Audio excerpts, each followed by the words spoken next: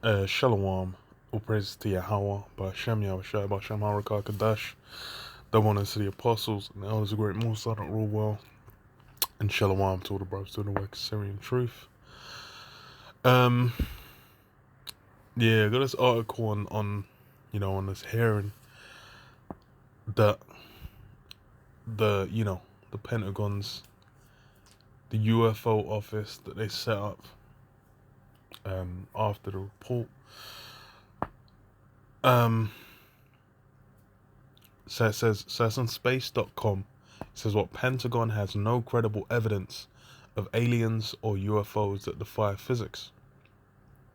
And yeah, it says the Pentagon's new UFO office has no evidence. So, which is from what they just said before. It obviously flipped on its head. So it says the director of the Pentagon's new UFO office shut down hopes that the current buzz over unidentified anomalous phenomena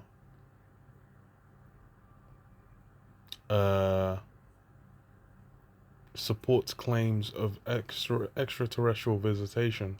Sean M. Kirkpatrick, chosen as the first director of the Pentagon's new all-domain anomaly resolution office, testified before members of the U.S. Senate Committee on Armed Services on Wednesday. The hearing had two portions, one closed to the public and one open. Even with that, because they put the vibration out multiple times already. That obviously it's the Chariots, but they basically put the vibration out what you're dealing with there ain't as simple as it's. They basically flips it on its head to where it's now like they're saying we're dealing with with creatures, we're dealing with vehicles that that are not on the same it's not the same thing as what was going down back in the day. It's not someone's dustbin lid. These things are we've had encounters with them. We're not sure the way they maneuver and whatnot. But yeah, this is saying defy the known laws of physics, which what the hell is what's the measures they're using for that? So this is what phosphor, the extraterrestrial activity of world technology or objects to define. Okay, so during the open portion, Kirkpatrick definitively stated that out of the hundreds of UAP cases his office reviewed, AARO found no credible evidence thus far of extraterrestrial activity, off-world technology, or objects that defy the known laws of physics, which goes against what other people are saying. From these officers that are saying they're talking about these things could be probes. They could be shards coming off a main ship. Doing research, doing recon. But all of a sudden now they're flipping it. But this is in the public. This is in the public section. This is what the public can see. Says the AARO director acknowledged that this conclusion might be unsatisfying to those who believe they have witnessed incontrovertible evidence of physics-defying craft objects, which straight up, I'm like, bro, I've witnessed that. It says still, Kirkpatrick stressed UAP cases most often resolve into readily explainable sources when there is a wealth of scientific data at hand. It says, I want to underscore today that only a very small percentage of UAP reports display signatures that could reasonably described as anomalous. Well, what you got to say, bro? You break it down. What's going on? What's going on with those? That small percentage.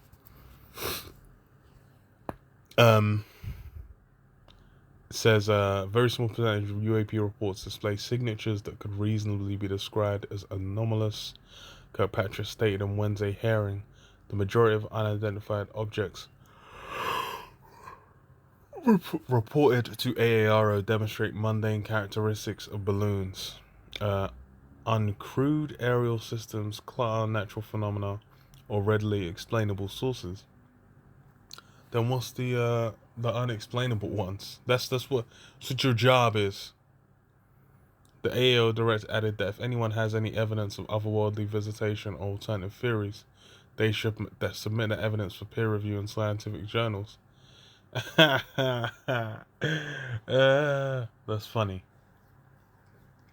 But that's the thing is we've already got the the explanations, man.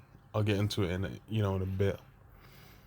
So it says ARO is working very hard to do the same. Kirkpatrick stated, "That's how science works, not by blog or social media." So this is what during the opening portion of the hearing, Kirkpatrick shared a video that his office analyzed, reportedly showing what appears to be a spherical object that was filmed by an MQ-9 Reaper drone somewhere in the Middle East. In the video, the object appears to soar through the air with no apparent means of propulsion. While the footage certainly is captivating, Kirkpatrick stressed that there simply aren't enough data collected to make an accurate assessment of what the spherical object or phenomenon in the video might be. You don't say. So, that's funny. So I said, this is essentially all the data we have associated with this event from some years ago. It's going to be virtually impossible to fully identify that just based off the video. Yeah, that's why you require some aid. Don't worry, Kirkpatrick, I got you. But that's the thing is he's saying like, oh, most of them are easily explainable, but then it's just like, oh, you get something and you're just like, what can we do? There's nothing we can do. Okay. But like the thing that's missing is the interpretation, which is that what these things, obviously not all of them, most likely. I ain't even looked through. I ain't even seen all the tapes. But you're gonna have the Chariots, doing recon missions, basically putting on a show because they're there with an express purpose, man. The main, one main ways everyone's gonna interact with these Chariots, where it's gonna be seared into their minds. It's gonna be what's the word I'm looking? It's gonna be uncontestable.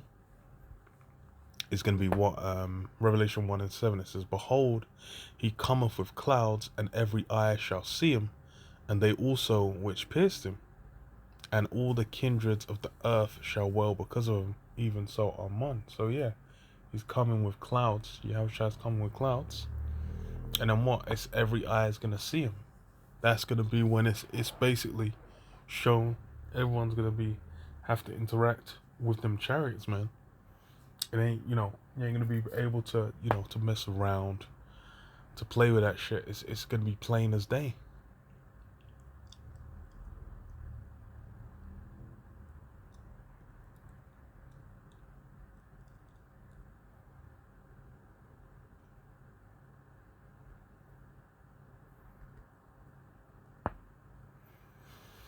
Because a key part of it is the skies, Esau, Prince of the Power of the Air. The skies is part of his, part of his pride, man, part of what he believes, puts him on a higher level. But firstly, these are things that have been granted. And secondly, what? Obadiah 1:3, it says, "The pride of thine heart hath deceived thee, thou that dwellest in the clefts of the rocks, whose habitation is high, that saith in his heart, who shall bring me down to the ground? Though thou exalt thyself as the eagle, and though thou set thy nest among the stars, thence will I bring thee down, saith the Lord Jehovah." So yeah, Esau's, he's been able to ascend. He's been able to build his skyscrapers. He's built his buildings, and his spirit. He's been given the means and technologies to do these things. What's he doing? He's building up to the skies, man. The one of the what do you call it, the most honorable, well, most desired, let's say,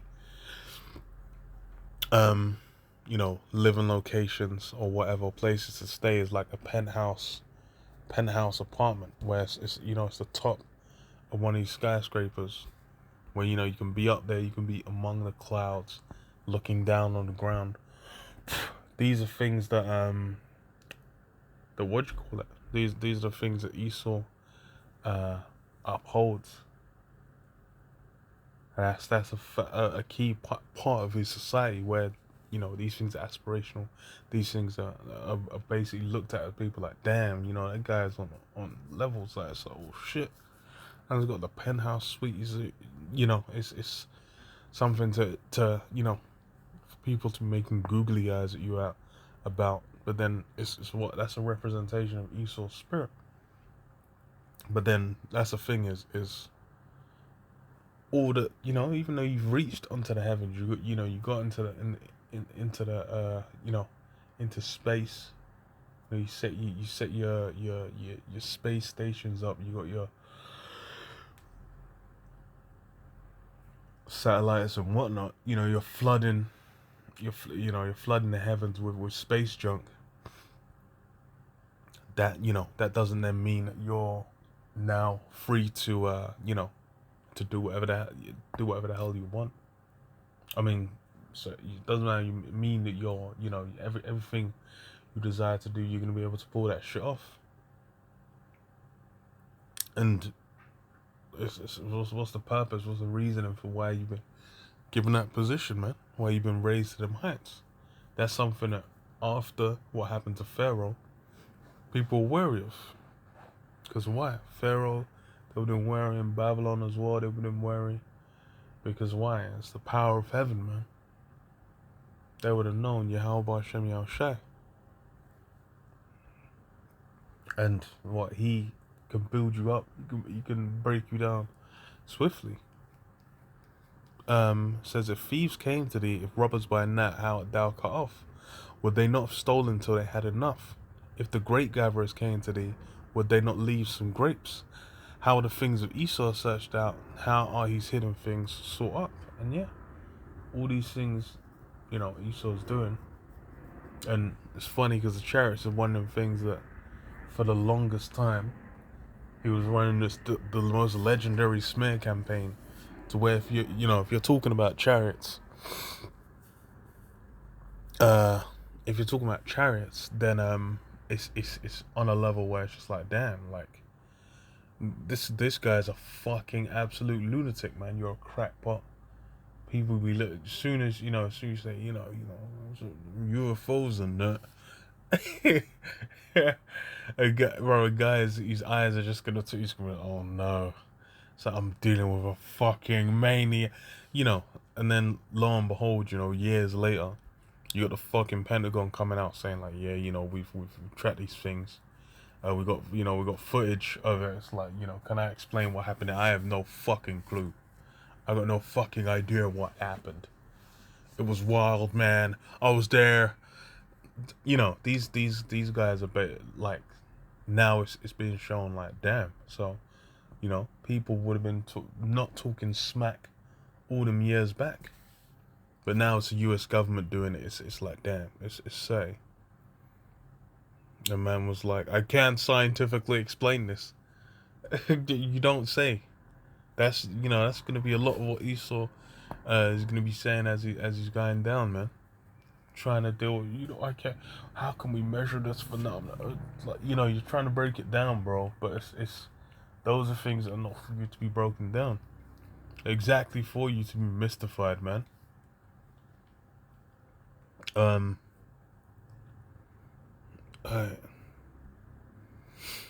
This is what, because this is this is all gonna come to a head. 2 Esdras 13:3.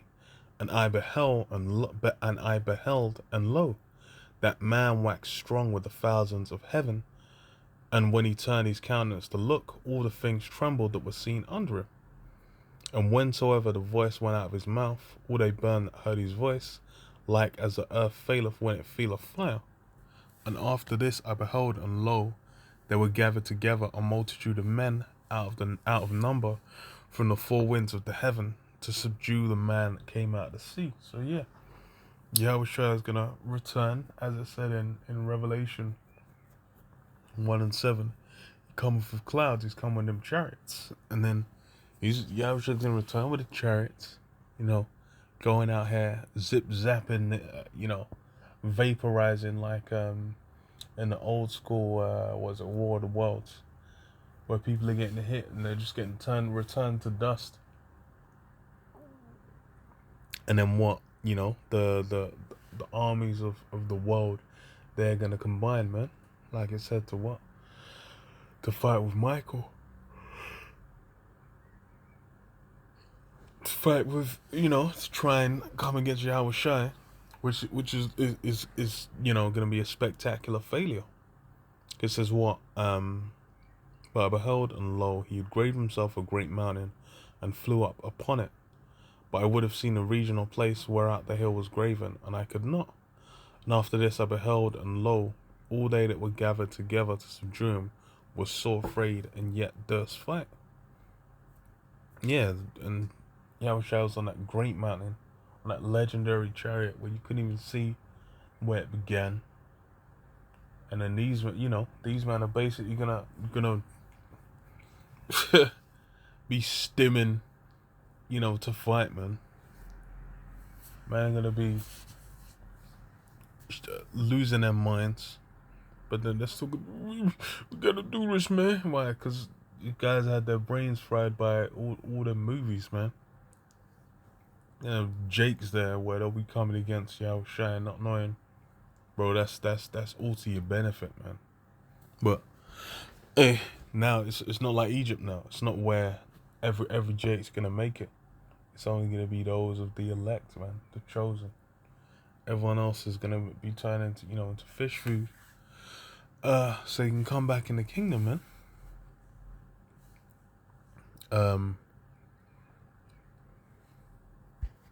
But it says what? And lo, as he saw the violence of the multitude that came, he neither lifted up his hand, nor held sword, nor any instrument of war, but only a sword he sent out of his mouth, as it had been a blast of fire, and out of his lips a flaming breath, and out of his tongue he cast sparks and tempests, and they were all mixed together, the blast of fire, the flaming breath, and the great tempest, and fell with violence upon the multitude, which was prepared to fight, and burned them up every one.